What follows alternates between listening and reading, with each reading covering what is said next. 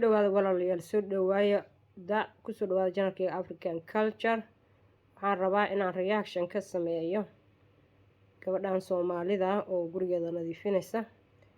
gabadho badan oo Soomaaliya YouTuber waxay ku jiraan YouTube ku jiraan oo tuso sida guryahooda ay u nadiifiyaan. Ilaahay barakeeyo hawsha halka ka sii wata guriga nolol nadaafad leh oo fiican oo raaxo ku noolaada. gurigeeda fadhi qurux badan waaye. maxaan ku ilaa darbiyadu waa kalar oo cad waaye, kalarka cadaanka gurigana waa weynaysiya quruxna waa ka dhigaa. kuraastu waa kuraas qurux miran oo maaragtay design oo maaragtay xariiri ah, miis dhala ah, maasha Allah. daaqad weyn oo iftiinka uga soo galaayo, gadaalkeeda dhir baa ah iyo dabaq dheer. marka maasha Allah guri qurxa waa isagoo nadiif ah. gabar gaarida waxa lagu garan waayo guri isagoo nadiif bay haddana sii nadiifisa. waxaan ku dhageysanaynaa meesha carabiga ku dhageysanaynaa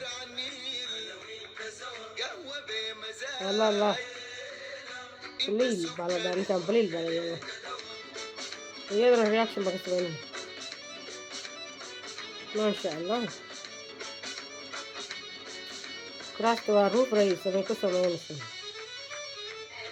لا لا لا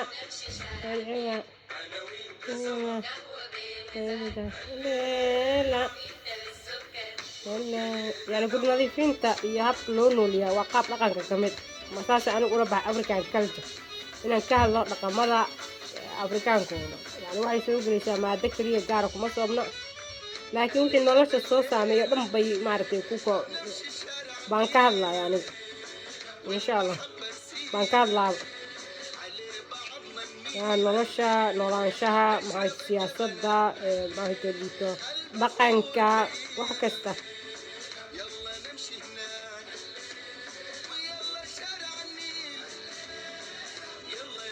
كراس waxaa qurxinaysa maaragtay turkeynaysa barkimooyinkii bustana waa saaray meesha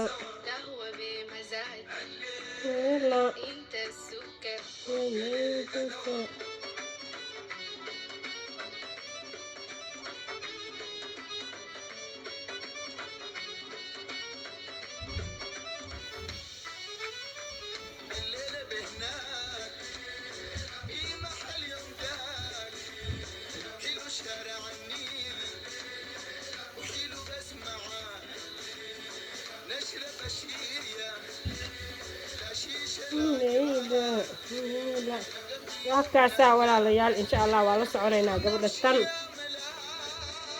muxuu ahay tidito waa la soconaynaa iyadoo wax kala nadiifinaysa insha Allah. video yaal badan baa idin kaga soo duubaya gabdhaha Soomaalida iyo shaqada ay qabtaan iyo waxa ay yihiin iyo waxay gaar iyo wax gudaanba.